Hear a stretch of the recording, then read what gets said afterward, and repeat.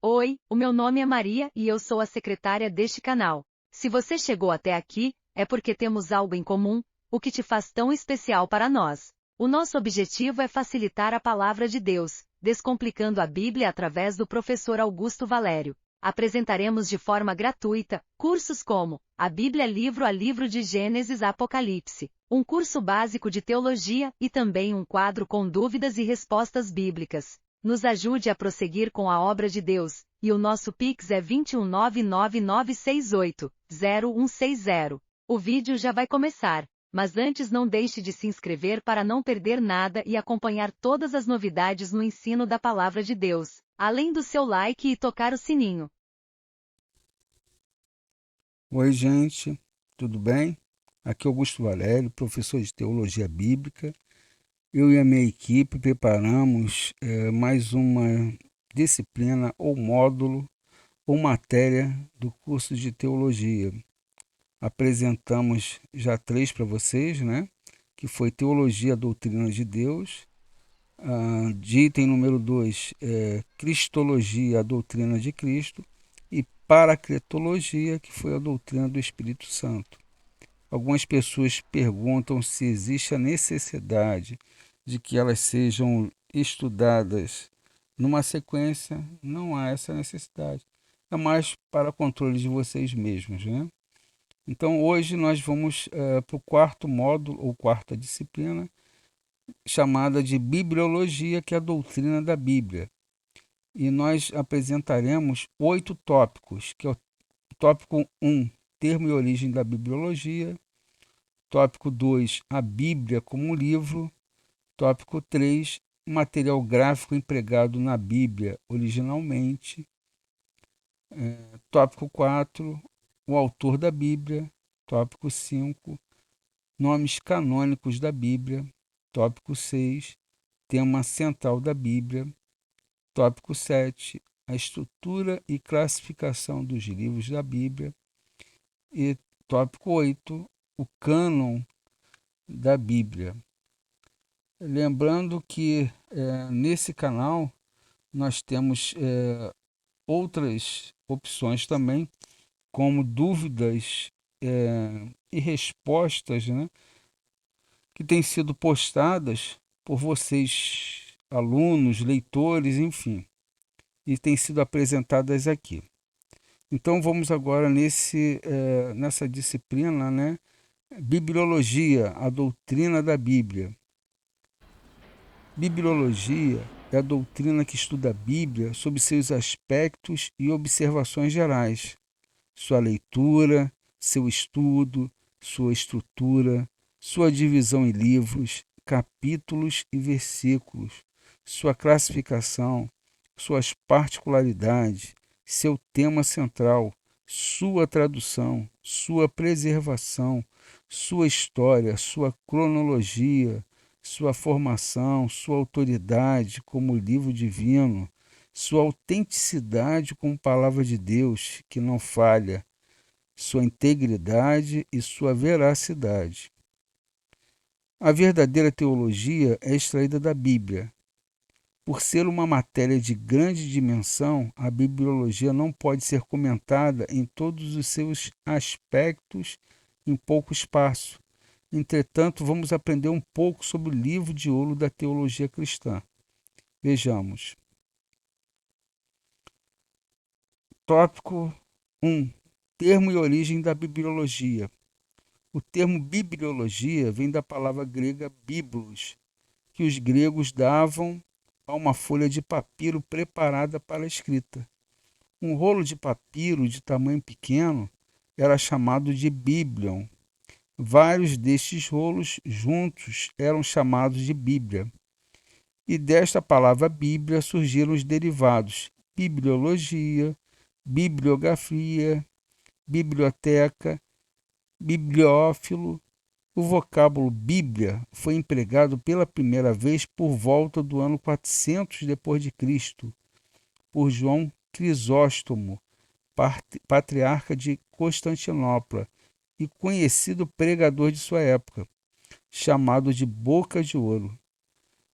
A bibliologia é matéria de grande importância dentro da teologia. É como um carro-chefe que puxa as demais matérias. A mãe da teologia é a Bíblia, pois todas as verdades teológicas são extraídas deste livro divino. O próprio Deus, que é o pai da teologia, é revelado na bibliologia como o autor da Bíblia. Tópico 2. A Bíblia como um livro. A Bíblia é um livro antigo quanto à sua formação, mas é um livro moderno quanto à sua mensagem. Os livros antigos tinham a forma de rolos, e a Bíblia foi originalmente escrita na forma de rolos. A palavra Bíblia significa coleção de pequenos livros, e livro por excelência.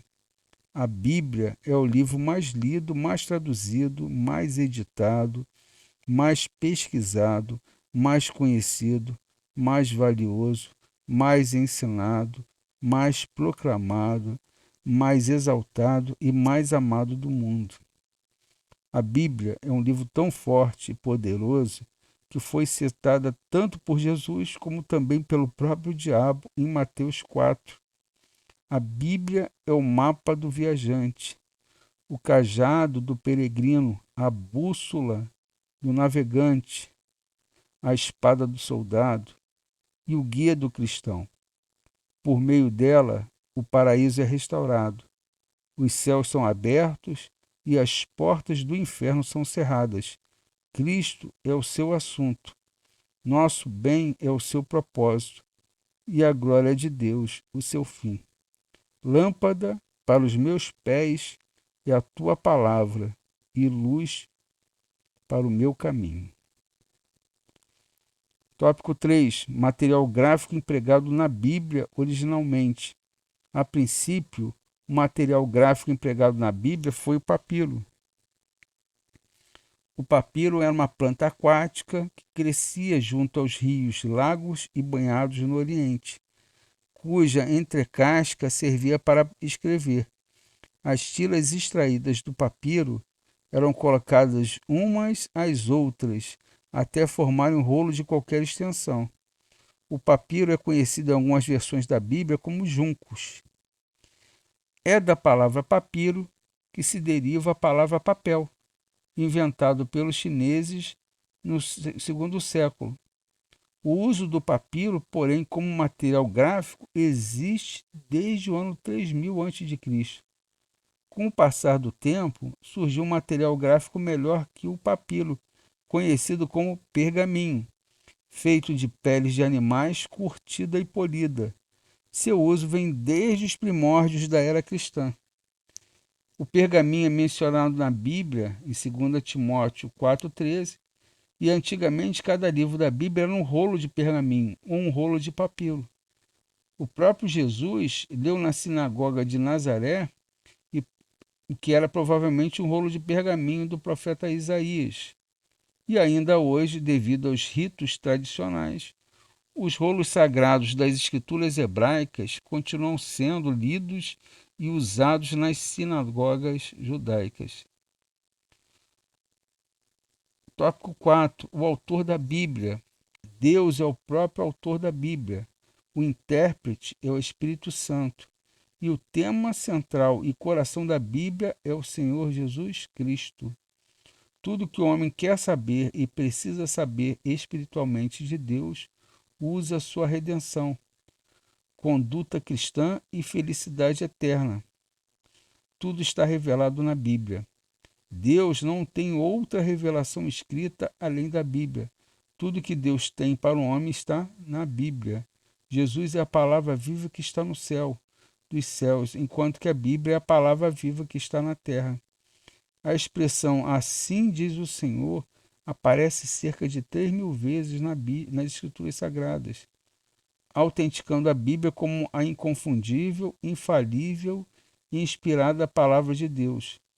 A palavra Yahvé, o nome sagrado de Deus, aparece quase 7.000 vezes nas Escrituras, confirmando que a Bíblia é mesmo o livro de Deus. A Bíblia contém a mente de Deus, o estado do homem, a ruína dos impenitentes e a eterna felicidade dos cristãos.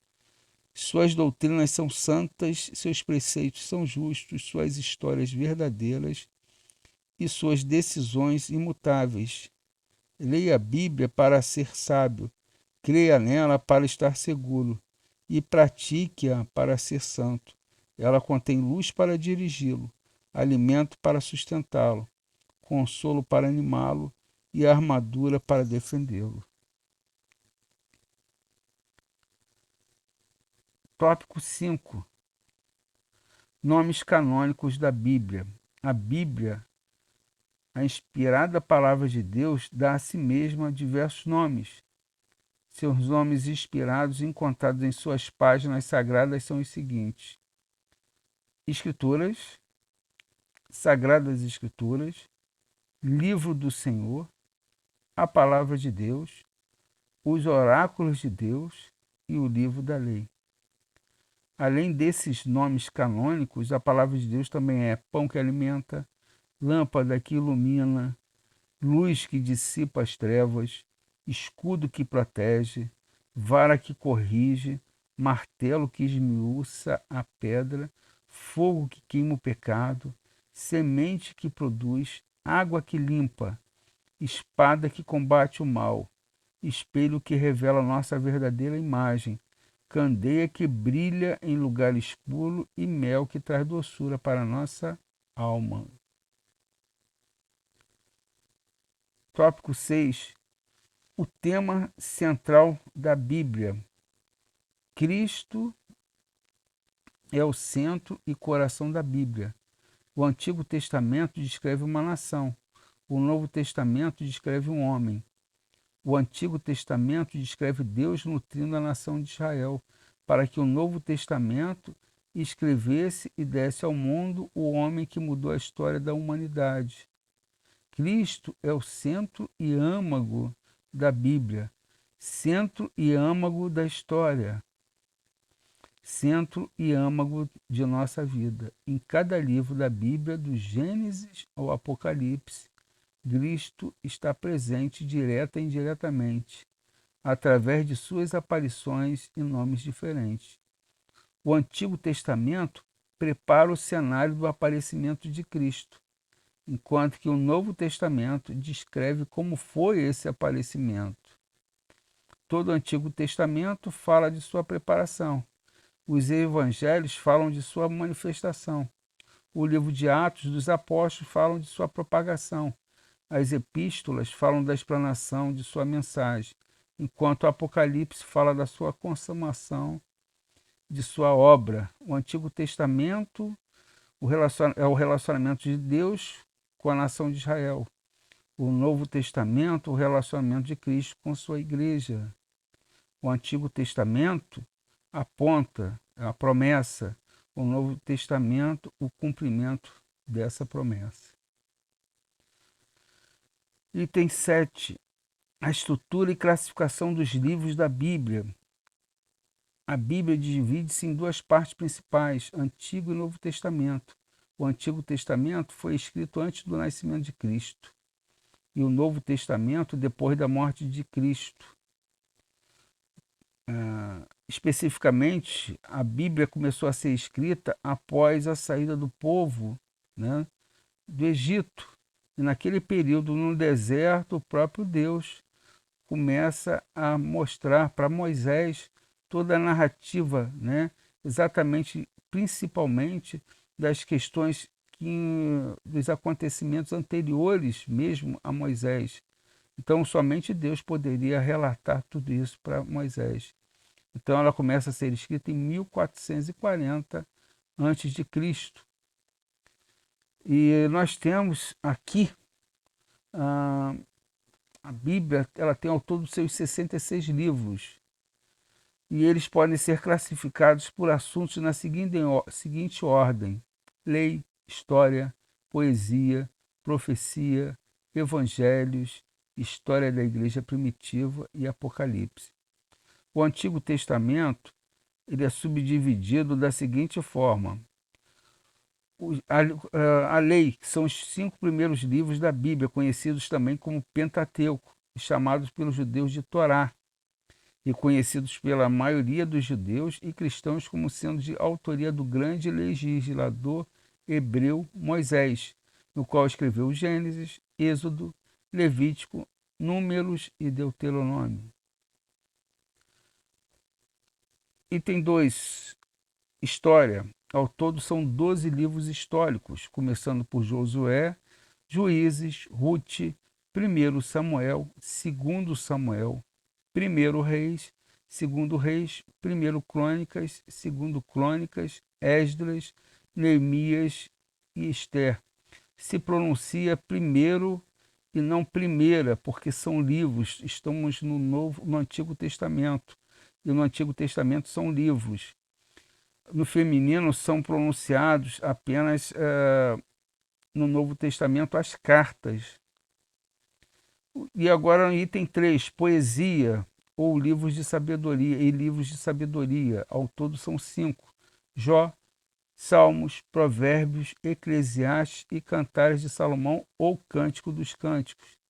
Representa a categoria dos livros poéticos ou devocionais da Bíblia, contendo o seguinte: um drama poético, que é o livro de Jó, poesias líricas, como é o livro de Salmos, didática poética, como é o livro de Provérbios, idílios poéticos, como é o livro de Cantares de Salomão, e didática filosófica, como é o livro de Eclesiastes. Os livros de profecia, ao todo são 17, começando por Isaías, Jeremias, Lamentações de Jeremias, Ezequiel e Daniel. Enquanto que o outro grupo, formado por 12 livros, Oséias, Joel, Amós, Obadias, Jonas, Miqueias, Naum, Abacuque, Sofonias, Ageu, Zacarias e Malaquias. Corresponde aos livros que levam o nome dos respectivos profetas literários. Durante 3 séculos, a sequência dos profetas clássicos hebreus constitui um fenômeno totalmente ímpar na história. O profeta é sempre um gênio da linguagem, cujo ritmo e simbolismo desafia o mais brilhante tradutor a alcançar uma inimitável original. E eles estão subdivididos em 2 grupos. No caso, são os livros dos 5 profetas maiores, que são Isaías, Jeremias, Lamentações, que pertence ao autor Jeremias, Ezequiel e Daniel. E os 12 profetas menores, que são Oséias, Joel, Amós, Obadias, Jonas, Miqueias, Naum, Abacuque, Sofonias, Ageu, Zacarias e Malaquias. O termo empregado para maiores ou menores não se refere ao mérito ou notoriedade do profeta, mas ao tamanho do livro e à extensão do respectivo ministério. Isso é, eles são chamados profetas maiores porque nós temos uma quantidade maior de escrita, quantidade maior em termos de palavras. Por isso são chamados de profetas maiores, mas não por questão de importância. Assim como nós temos os 12 profetas menores, que são chamados menores porque nós temos a quantidade menor de escrita. Passando para o Novo Testamento, nós temos os evangelhos, que são 4. 4 evangelhos, começando por Mateus, também conhecido como Levi, que não é citado em outros evangelhos. Marcos, também conhecido como João Marcos. Lucas, médico grego, e João. Contém a biografia do Senhor Jesus Cristo e a descrição do seu glorioso ministério terreno, cuja vida, obra e seus ensinamentos formam o alicerce do cristianismo. É nos evangelhos que resplandece a cultura moral e espiritual do cristianismo, condensado nos ensinamentos do Mestre dos Mestres, Jesus Cristo, a pessoa mais pura que pisou nesta terra. Item 2, História da Igreja Primitiva, é o livro de Atos dos Apóstolos, narrado por Lucas, onde é descrito um resumo do início do cristianismo pós-ressurreição e ascensão de Jesus Cristo ao céu. Com a descida do Espírito Santo no dia da festa judaica de Pentecostes, culminando com o início triunfal da maior sociedade cosmopolita do mundo, a Igreja Cristã. E agora nós temos também as epístolas apostólicas. São 21 epístolas apostólicas endereçadas aos primitivos cristãos e igrejas espalhadas pelo vasto Império Romano. Contém o desenvolvimento sistemático dos ensinamentos de Cristo naquilo que podemos denominar de teologia apostólica, teologia paulina, teologia petrina, teologia joanina e etc. As epístolas apostólicas podem ser subdivididas em dois grupos. Epístolas paulinas.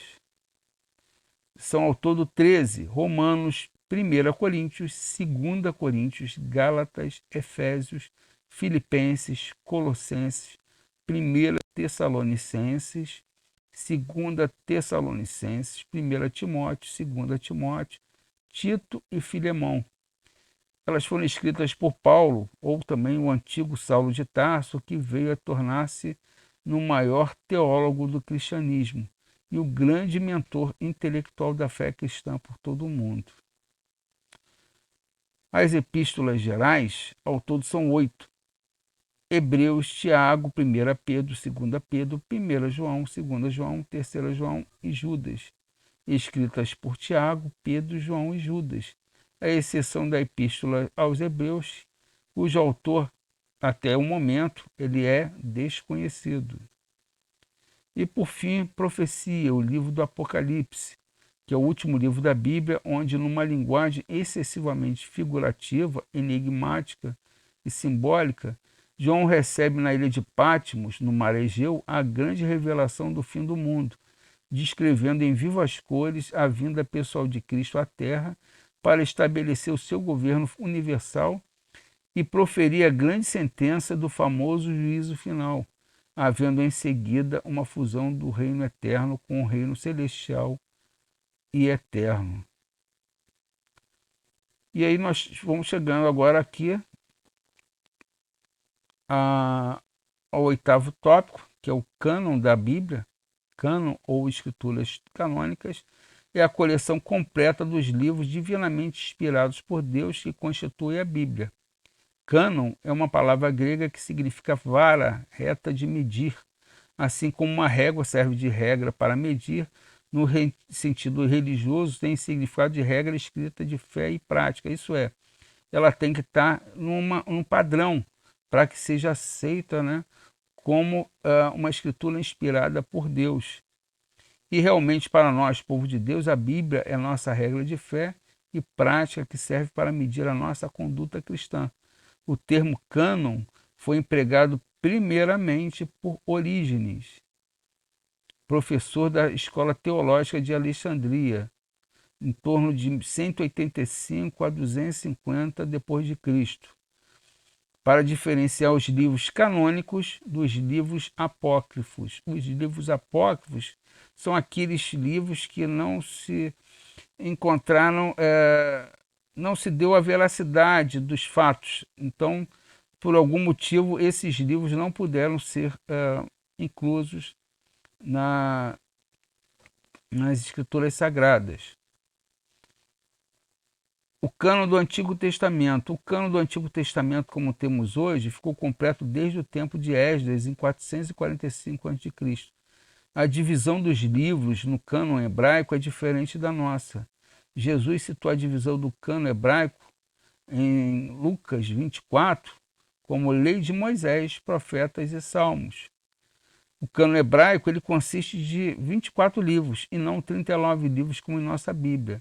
Isso porque alguns livros são divididos em dois em nossa Bíblia, como nos casos de Samuel, Reis e Crônicas, os quais na Bíblia hebraica são apenas um volume, cada um deles, cada um desses dois livros, né? Esdras e Neemias são também um só volume. Os profetas menores, que são 12 em nossa Bíblia, de Oséias a Malaquias, na Bíblia hebraica são um só volume. Então, a nossa divisão do Antigo Testamento tem 39 livros que vêm da Septuaginta, através da Vulgata Latina. A diferença da divisão do cânon hebraico da divisão do cânon da nossa Bíblia não altera a veracidade das Escrituras Sagradas. O mais importante é que não foi alterada a mensagem. O cânon do Antigo Testamento foi formado no espaço de mais ou menos 1046 anos. Moisés escreveu as primeiras palavras do Pentateuco por volta do ano de 1440 a 1491 aproximadamente, né? E Esdras escreveu as últimas palavras do Antigo Testamento por volta do ano 445 a.C.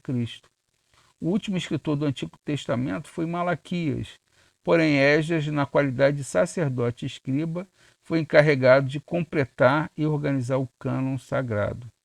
A Septuaginta foram em torno de um grupo de 72, né, judeus que conheciam o hebraico, aramaico, que puderam, naquele período, né, próximo ao Novo Testamento, de fazer a tradução do hebraico aramaico, que nós tínhamos o Antigo Testamento, escrito nessas duas línguas, e aí houve a tradução para o grego, que é a língua oficial ou a língua mais popular naquele período, fazendo com que todo o Antigo Testamento também pudesse ser absorvido, pudesse alcançar mais nações sobre toda a terra, né? Já o Novo Testamento ele já foi escrito de forma direta no grego. Item 2. O cânon do Novo Testamento. Os 27 livros canônicos do Novo Testamento foram aqueles que vieram a ser reconhecidos pelas igrejas como escritos genuínos e autênticos e de autoria apostólica. Já nos dias dos apóstolos e sob a supervisão deles, começaram a ser feitas coleções de seus escritos para as igrejas, as quais eram colocadas ao lado das escrituras canônicas do Antigo Testamento, tendo a mesma autenticidade como a inspirada palavra de Deus. Os livros do Novo Testamento que primeiro apareceram foram Mateus, Tiago e Hebreus, na Palestina. João, Gálatas, Efésios, Colossenses, 1ª e 2ª Timóteo, Filemão, 1ª e 2ª Pedro, 1ª, 2ª e 3ª João, Judas e Apocalipse, na Ásia Menor, enquanto que 1ª e 2ª Coríntios, Filipenses, 1ª e 2ª Tessalonicenses e Lucas, na Grécia, Tito, em Creta, Marcos, Romanos e Atos, em Roma, enquanto o cânon do Antigo Testamento levou 1046 anos para ser formado, o cânon do Novo Testamento levou apenas 96 anos para ser concluído, somando os 1046 anos gastos para completar o cânon do Antigo Testamento, com os 96 anos gastos para completar o cânon do Novo, dá-se um total de 1142 anos, aproximadamente, que foi o tempo gasto para completar a formação do cânon dos dois testamentos. Porém, somando os 1142 anos, mais os 400 anos do período interbíblico ou intertestamentário, dá um total de 1542 anos.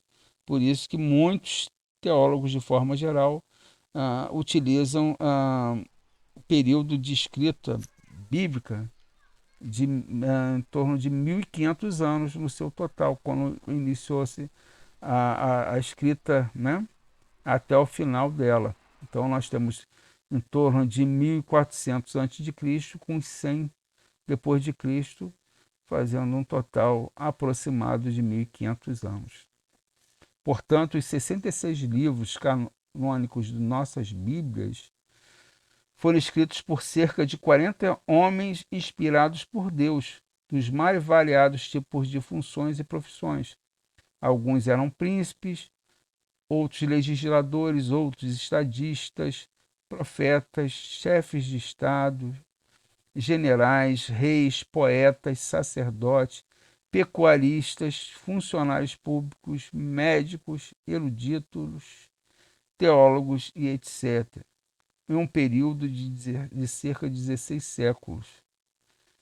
Em 2 Timóteo 3, 16 e 17, Paulo escreve que toda escritura divinamente inspirada é proveitosa para ensinar, para redarguir, para corrigir, para instruir em justiça, para que o homem de Deus seja perfeito e perfeitamente instruído para toda boa obra. Conclusão. O que diferencia a Bíblia dos demais livros é a sua inspiração divina. Em Hebreus 4:12, o escritor sagrado escreve: porque a palavra de Deus é viva e eficaz, é mais penetrante do que qualquer espada de dois gumes, e penetra até a divisão da alma e do espírito e das juntas e medulas, e é apta para discernir os pensamentos e intenções do coração.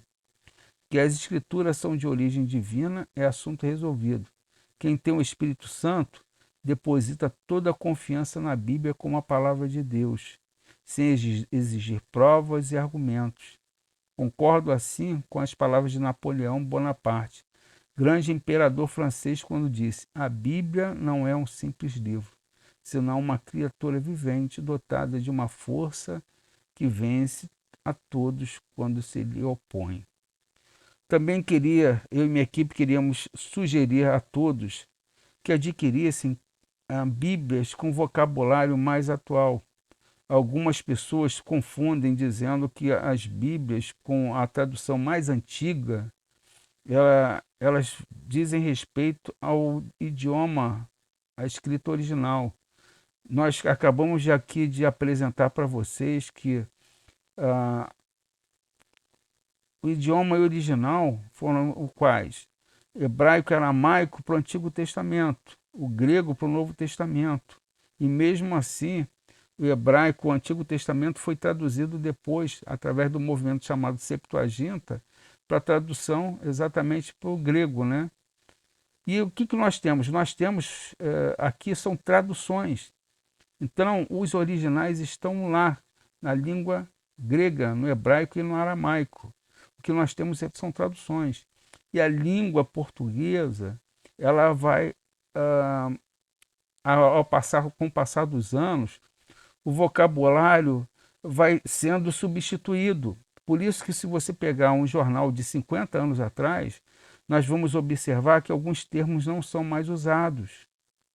E aí o que você pode fazer? Simplesmente adquirir Bíblias que têm um vocabulário que vão te facilitar no entendimento. Hoje, em 2023, no ano de 2023, pode ser que quando você assista esse vídeo alguns anos para frente, novas traduções, né, possam surgir. Mas no momento nós temos a NAA, que é a Nova Almeida Atualizada. Nós temos a NVT, Nova Versão Transformadora. Nós temos a NVI, Nova Versão Internacional. E a NTLH, Nova Tradução na Linguagem de Hoje.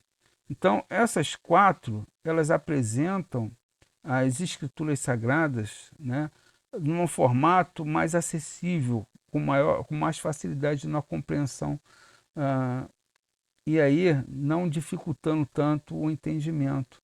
Então, fiquem com essa nossa sugestão, né, e teremos o maior prazer de esclarecer algo que, por sua vez, possa não ter ficado totalmente claro. Em breve nós apresentaremos o 5º módulo. Aproveitem e fiquem com Deus.